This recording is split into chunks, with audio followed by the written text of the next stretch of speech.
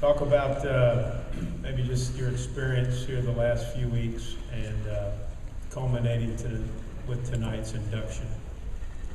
Well, it's been nice, or at the end especially, get the wear the coat and stuff like that. But to start with, well, in fact, I've had a pretty rough time ever since Travis won Daytona 500 in the car that's painted up like mine and everything with the name on. And of course, that made me feel good. It really was. I was surprised when they unveiled that car at the news meeting when they had it done up there at Jack Rouse's. So, but that was a surprise to me, and I didn't know why they wanted me up there so bad. They kept making sure that I was going to be there and all that. But and I see why. But I really enjoyed it, and I believe after Daytona, I did more interviews and stuff more than Trevor did, as far as that goes. But I enjoyed it, I really did, and I've enjoyed this week. And I'm kind of proud of. I am proud of it, but I'm glad that it's over with. Okay, very much, David. We appreciate that. We'll take questions now from the audience. Just raise your hand and I'll call on you. I thought we had a wireless, but I guess we don't. Go ahead, Jim. I'll repeat the question. Go ahead, Jim. Jim Otter from Observer, David. I was just wondering, who would you like to see in the Hall of Fame that's not... Who would I like to see in it? Who would you like to see in the Hall of Fame? Well, excuse me. Right now, I feel like it, some of the older guys, when it started the race, they really ought to be in it. And of course, it would tickle me to death to see Cotton Owens go in there, because he's 86 years old and he's got cancer, and his wife's got cancer. So I feel like you need to get him, and like Ray Fox, as old as he is, they need to get those two guys in there at least, before it's way too late. I thought they ought to have Raymond Parks in there the first time, but I said race, but I mean, inducted.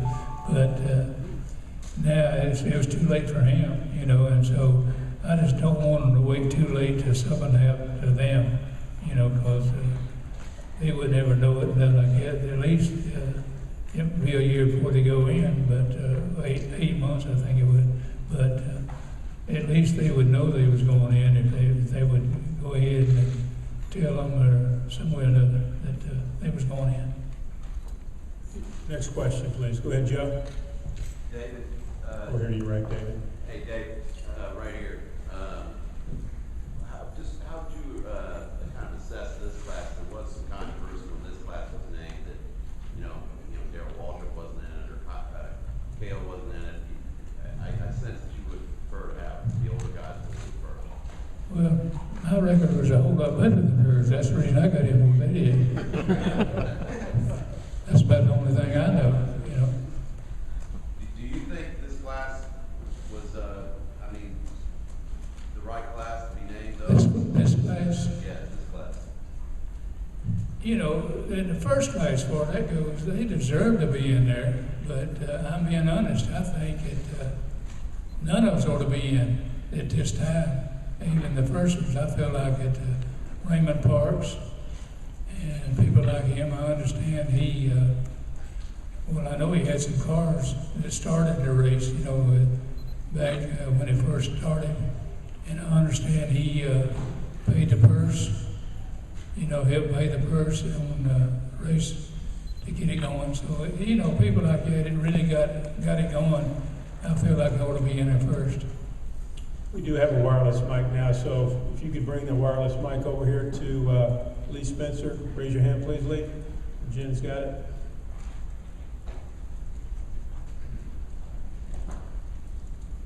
Thank you. Lee Spencer, Fox Sports. So I basically... don't believe you got it on. Sir? It's on you. I'm sorry. Go ahead. Thank you.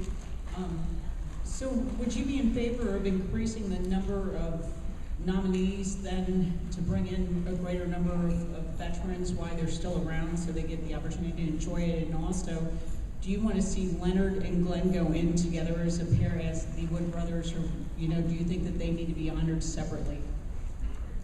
Well, like I said earlier, all of them deserve being in there. And of course, the Wood brothers need to be in there. They you know, deserve to be in there. But like I keep going back to the ones that really started it, you know. And like I told them last year, if I was going in, I would get out, you know, to put like Raymond Parks in there, because he is the one that really started, you know, what I understand. Raise your hand, we'll get to other questions. Right here, Kenny, and then we'll come to Mike. Kenny Bruce of SingDaily.com. David, Richard said that he felt like you guys brought out the best in each other when you were competing on the track. Do you feel like he brought out the best in you as a driver? Richard, you talking about? Yeah. Yeah, I really do. You know, he was, it was fun running with him. You know, I knew what he was going to do every lap, and of course he did me, you know. But don't ask me who, but there's some of them out there that you just didn't know what they was going to do the next lap. And, you know, you can't really race nobody that way, or at least you don't feel safe racing with them that way. And like Richard, I knew exactly where he was going to back off every lap. And you know, so that way you could figure out where and when you could pass him, if you could, you know. And if you had an equal car, one of y'all was going to be better than the other through one or certain corner. So whatever corner it is that you're the best in, that's where you got to pass them at. You got to be able to get through that corner faster than they do, and come off the corner behind them, and then you can get up beside them up the straightaway. Go ahead, Mike. Mike Neff from Frustration.com. David, now that at least your cup racing career is over with, if you look back in hindsight, is there at least part of you that wishes you may have run some more full seasons and accomplished more than the 3 championships, or are you happy with what you ran? Well, I would have liked, if I was, say, with the Wood brothers, you know, and they was to run for the championship, I would have liked to run for the championship with them. You know, they're good, and they did a good car, or there goes. And they ain't no telling how many championships I could have won if I'd have been with somebody like him. Even Hallman Moody, we run good, you know, with them, but it just Ford pulled out of racing, and so it didn't work. Other questions for David? All the way over here.